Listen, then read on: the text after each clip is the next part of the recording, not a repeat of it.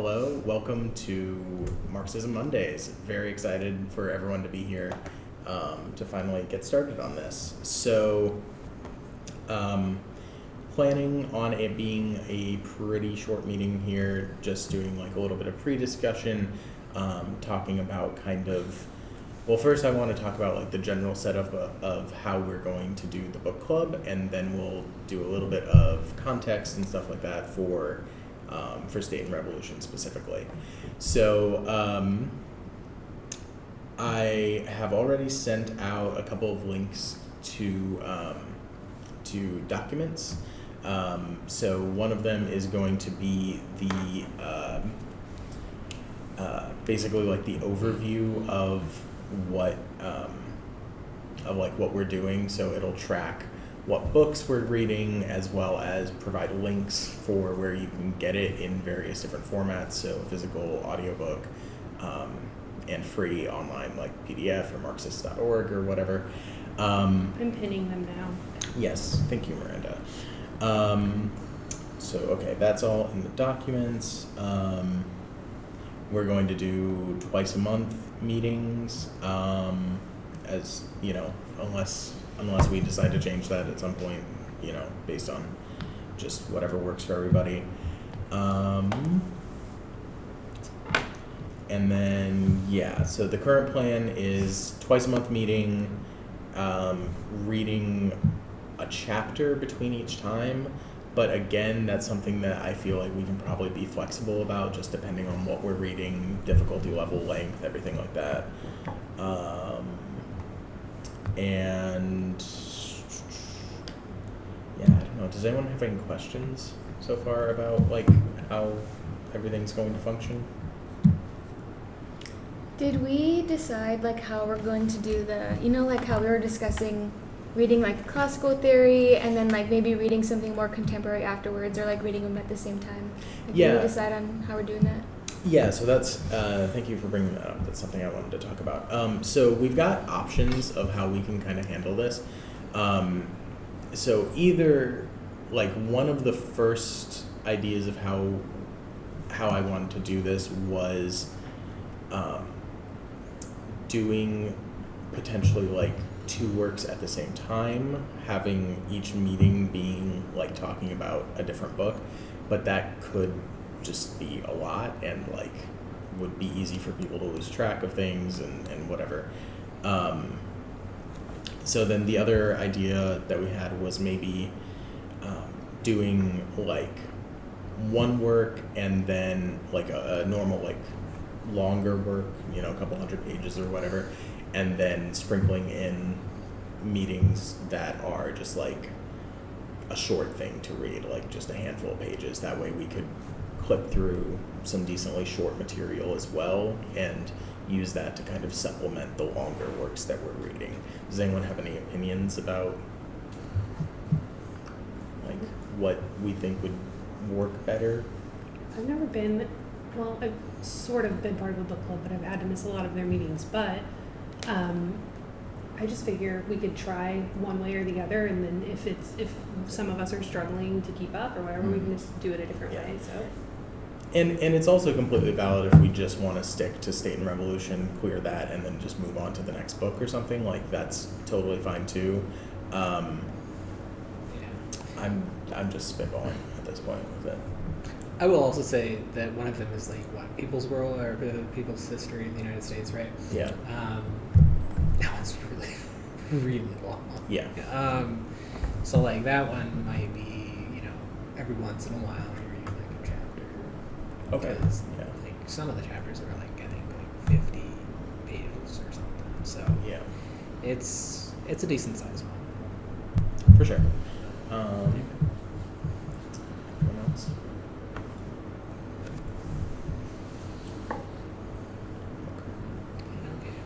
Okay.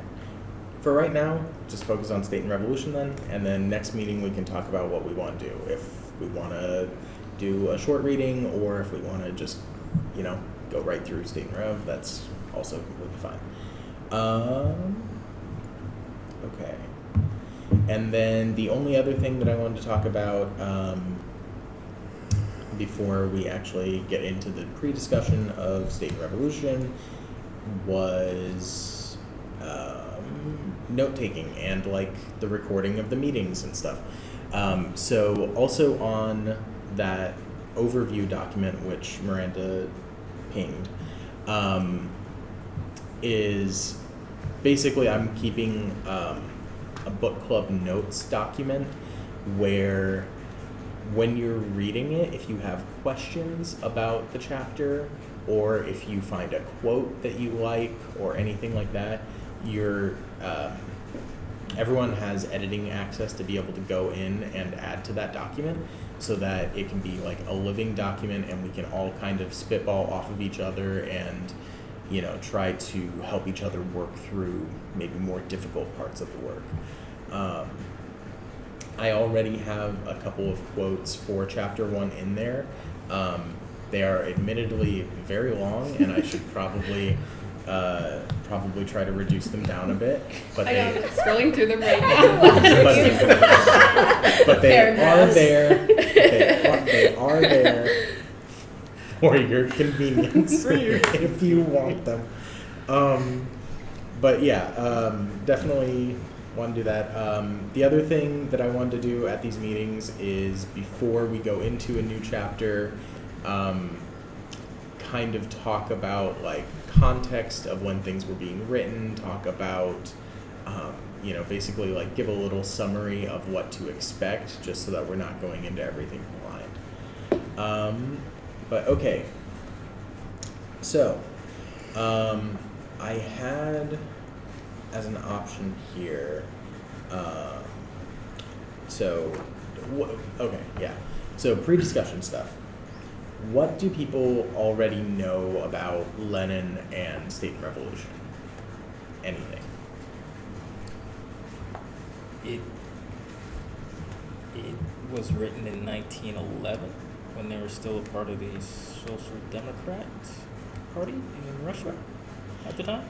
So yeah, Social Democratic Party was definitely like that was the party that would eventually become the Communist Party. I think it was like, I think he started working on it around then or so, mostly like talking about like stuff from the 1905 revolution, and I don't think it wasn't published until 1918. Yeah. But yeah, it was definitely something that he worked on for a number of years. I know that Lenin was a huge fan of cats. Yes, he was. And he had a good goatee. And That's all that I find important. Okay, that's fair. I like the fact that Lenin spoke English with an Irish accent. Yeah. Because he lived with Irish people when he lived in London, and that, yeah, great little fact about Lenin. But okay, yeah. So I don't know. I wrote out like the preface to it. I don't know if we actually want to like just sit and read the preface aloud, but I did that, and let me share this to everyone real quick. In the Marxism Mondays chat.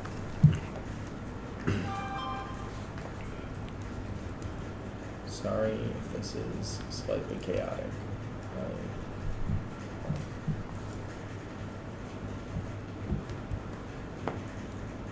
That's the same preface that's in the book, right? Yeah. Okay. Yeah.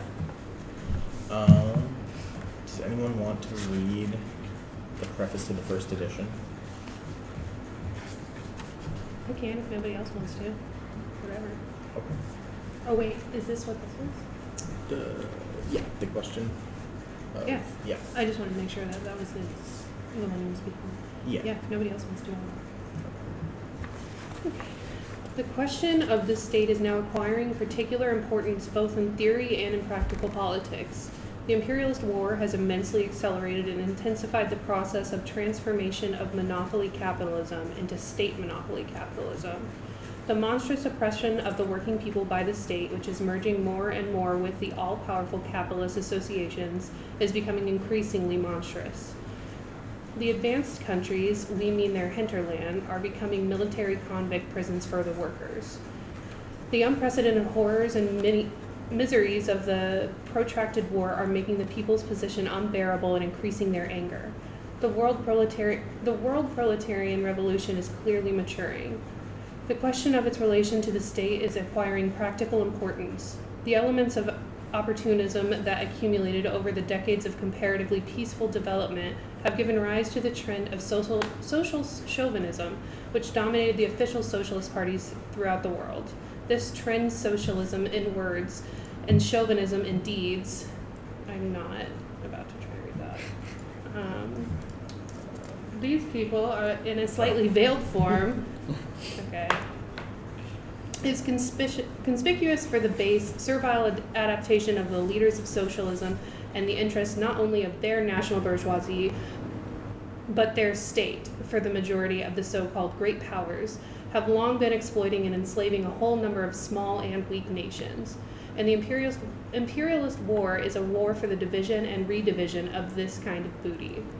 The struggle to free the working people from the influence of the bourgeoisie in general and of the imperialist bourgeoisie in particular is impossible without a struggle against opportunist prejudices concerning the state.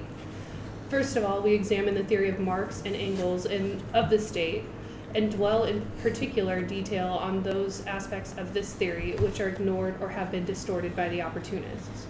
Then we deal especially with one who is chiefly responsible for these distortions, Karl Kautsky, the best-known leader of the Second International, which has met with such miserable bankruptcy in the present war. Lastly, we sum up the main results of the experience of the Russian revolutions of 1905 and particularly of 1917.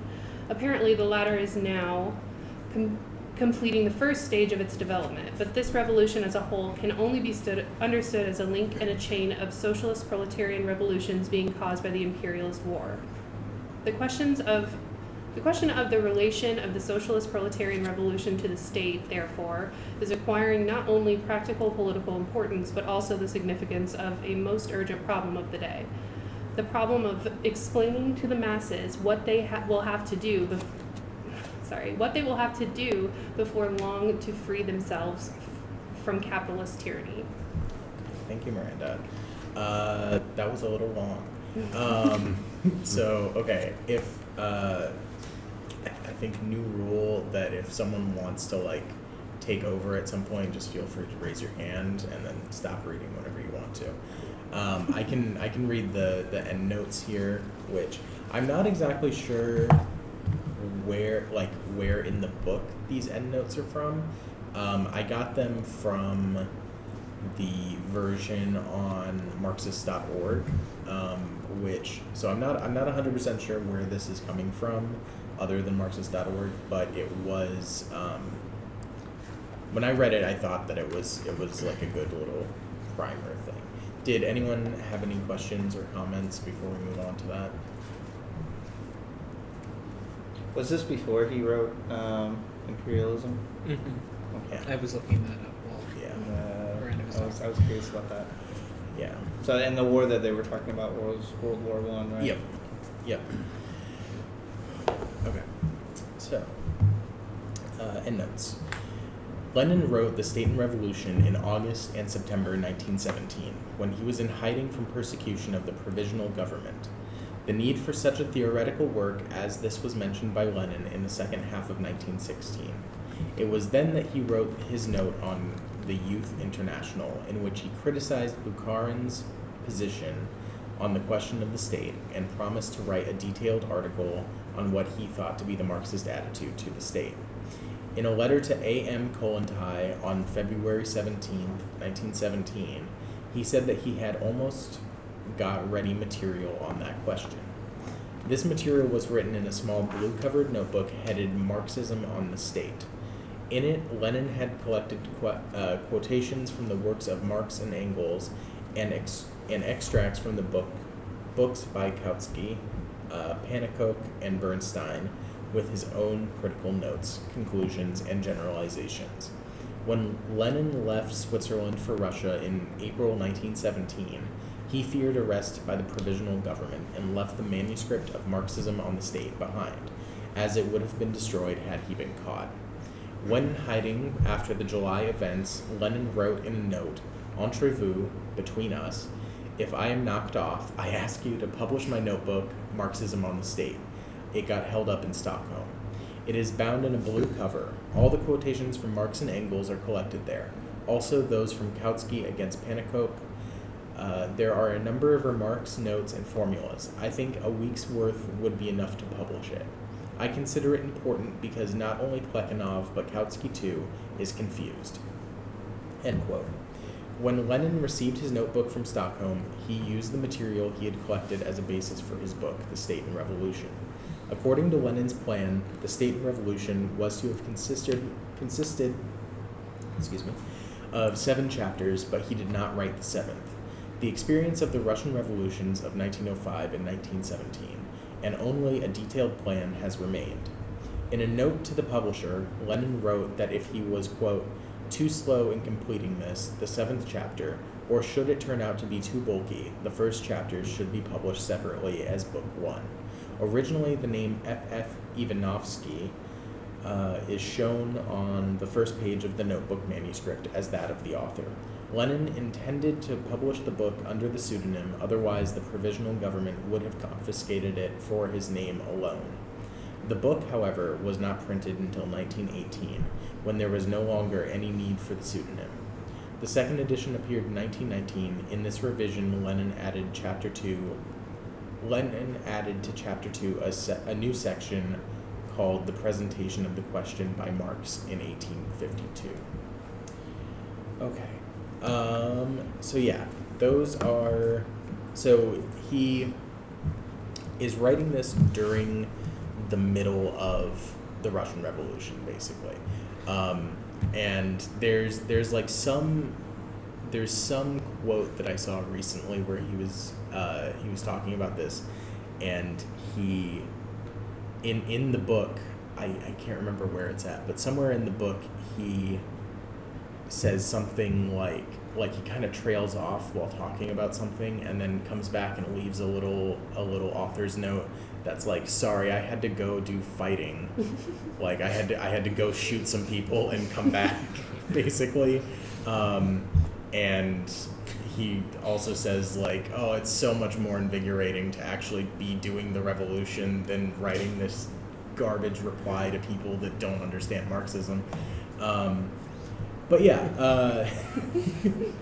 Lenin was great. But yeah, so then the only other things that I really have on here are just a generalized summary of the book, of what we can expect for the entire book to offer, and then kind of a slightly more detailed summary for chapter 1, so that again we can kind of anticipate what we're going into, and so that we can know kind of what to look for.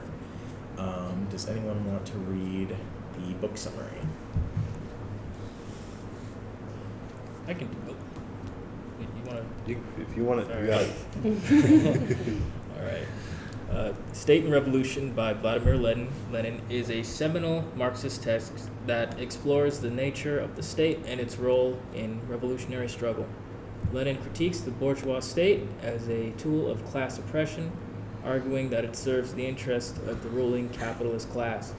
He draws from Marxist theory to propose that the proletariat must overthrow the bourgeois state and establish a dictatorship of the proletariat as a transitional stage towards communism. Lenin outlines the process by which the state will wither away under communism, leading to a classless society. Throughout the text, he emphasizes the necessity of revolutionary action and the need for the proletariat to seize political power to achieve true liberation. Okay. Any comments, questions, anything? Excited to read it. Yeah. Okay. And then, does anyone want to read the chapter 1 summary? Otherwise, I can do that. I'll take it this time. Let's Okay. do. Yep. In Chapter 1 of State and Revolution, Lenin lays the groundwork for his analysis by revisiting the Marxist understanding of the state He argues that the state is not a neutral entity, but rather a product of irreconcilable class antagonisms, primarily between the bourgeoisie and the proletariat under capitalism. Lenin critiques other perspectives on the state, including idealist and anarchist views, for their failure to recognize its class nature. He emphasizes that the state arises as a tool of class rule, used by the ruling class to maintain its dominance over the oppressed classes through coercion and violence. Lenin contrasts the Marxist perspective with reformist views, which seek to gradually reform the state rather than abolish it entirely. He argues that such reforms are insufficient for achieving true liberation and calls for the proletariat to smash the bourgeois state in a revolutionary overthrow. Throughout the chapter, Lenin lays the foundation for his critique of the bourgeois state and his call for proletarian revolution. Okay.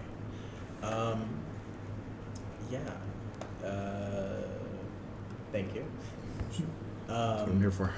Huh? That's what I'm here for. Yeah, That's appreciate why I it. pay you. That's why we pay you the big bucks. Okay.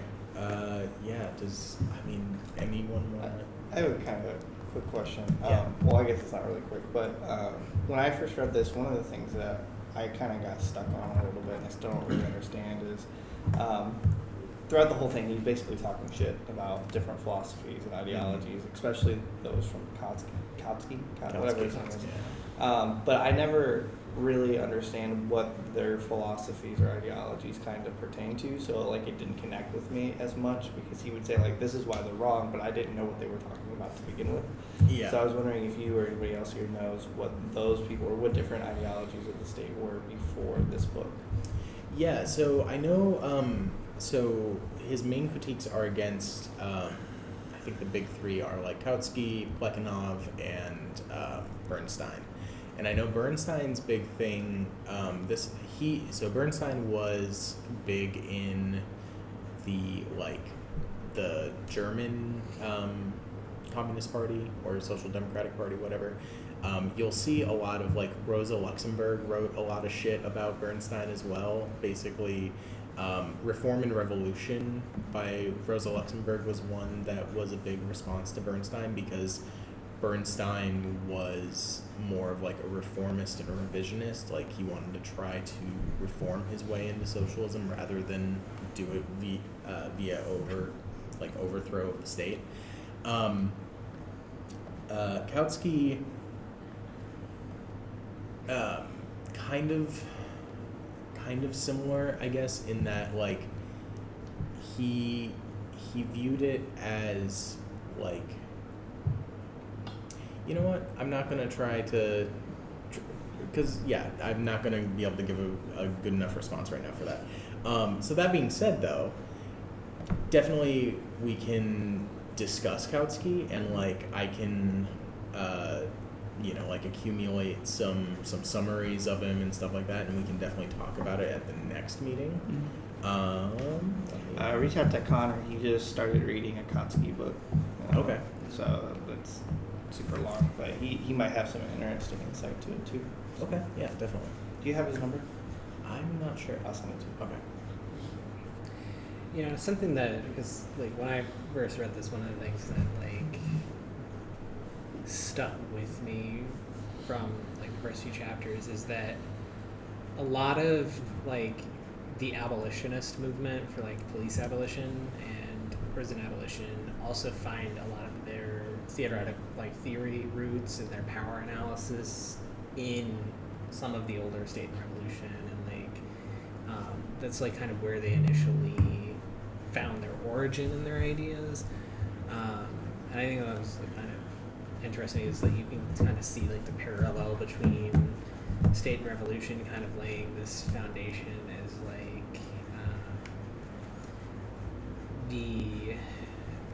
the way that the government is set up, it requires a ability to use force to enforce its will and the things that it wants. And so, his analysis as the state as a tool of oppression is kind of one of the bases for a lot of abolitionist theory as well. So, anyway. Yeah, no, totally. I thank you for that.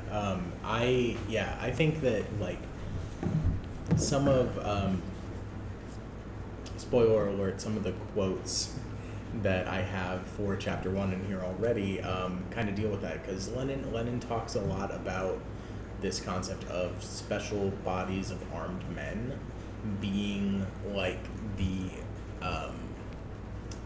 like focal points of state power, like the police, the military, those sorts of people who are sanctioned by the state to be able to enact violence and have that monopoly on violence.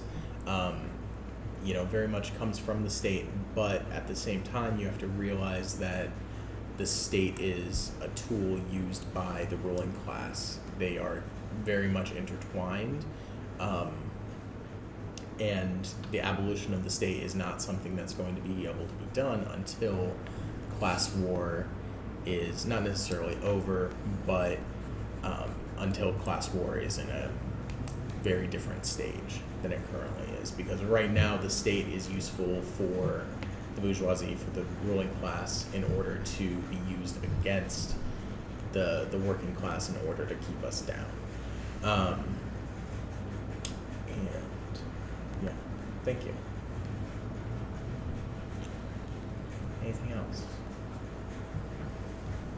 I think one thing that I think we should really think about as we move through this book too is how this relates to our party program, Mm-hmm. right? One of the big things that is very true about our party program is that we don't advocate for an open violent revolution. We still advocate for revolution, but it's not what you think about Shea or anybody like that. But we advocate for revolution through mass movements. So maybe thinking about how that relates to our party program and our strategy as we move forward, I think would be a really good thing to look at. So For sure.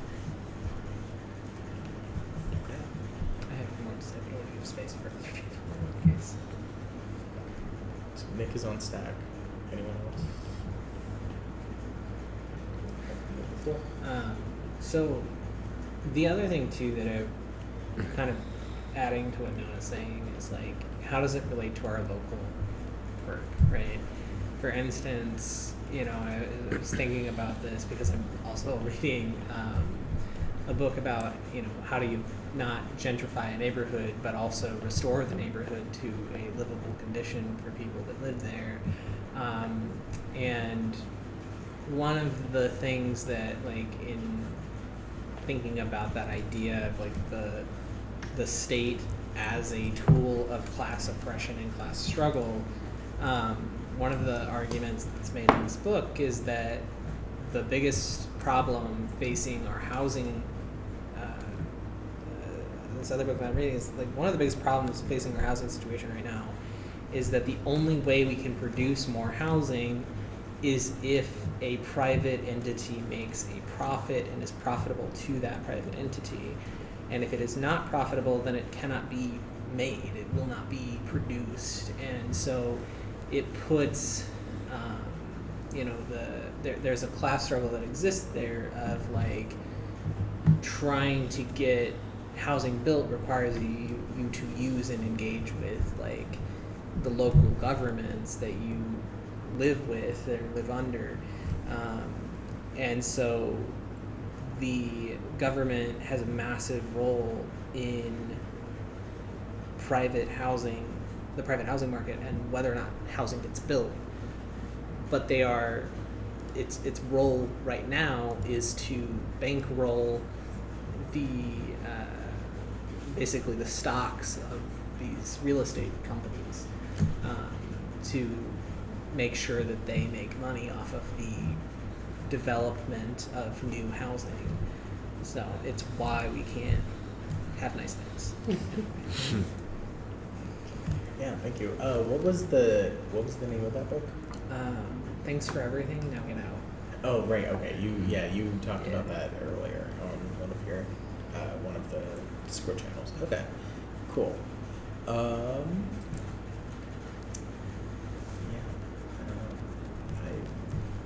I think we're nearing the end here. Does anyone have anything else they would like to add before we close out and actually start reading the book?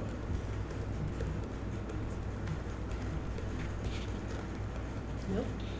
I'm gonna sneak cookies in next time. Yeah, Be nice to get some food in here. Hide them in your. Oh yeah, do we want to keep this like room and this time for at least a little while? I mean, I don't see why not. I mean, Does this work for you guys usually? Most of the time? Do you normally have Monday after or evenings off? Yeah, Yeah. that's good. yeah. Well, then I'll just book this same room for 2 weeks from now, Okay. and and then if we need to make changes, we can. Okay. So yeah, for 2 weeks from now, so next meeting will be May 27th. They're closed. The library's closed. It's Memorial Day. Oh. Right. Is anybody doing a cookout? David talked about it. I'll get with him on that. I want to steal the branding that Bloomington uses of Do it. Cookout with a Commie or Mhm. Commie Cookout or whatever it was. Cookout with a Commie. Redistributing to the masses of Peoria. It's Cookout with a Commie. We're gonna redistribute their. As long as we do it better. Yeah. I'm gonna have to defend us at the district. Well, you're gonna have me cooking. It's gonna be there, better. there we go. It's fine. Oh man. Because I know Zach's gonna say something at the next district meeting, and then I Yeah. can be like, "Yeah, well, we do it better." So. Yeah, well, you didn't have that potato We salad, walked so we could run. Okay.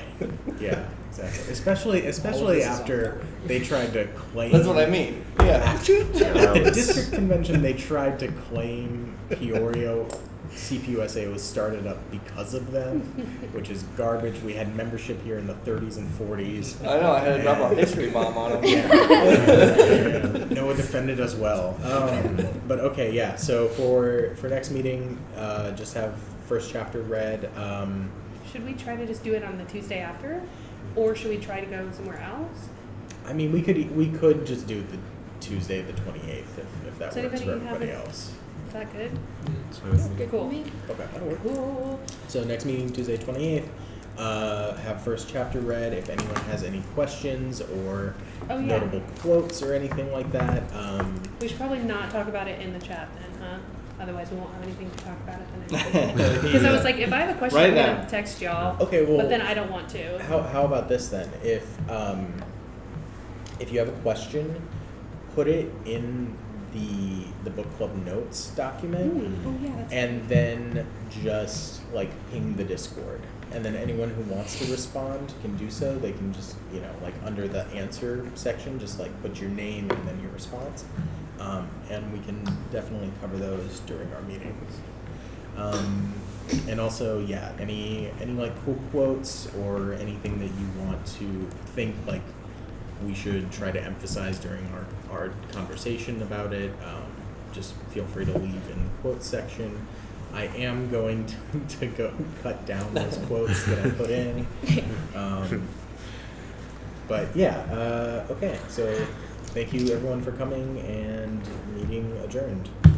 All right. Who wants to go get dinner?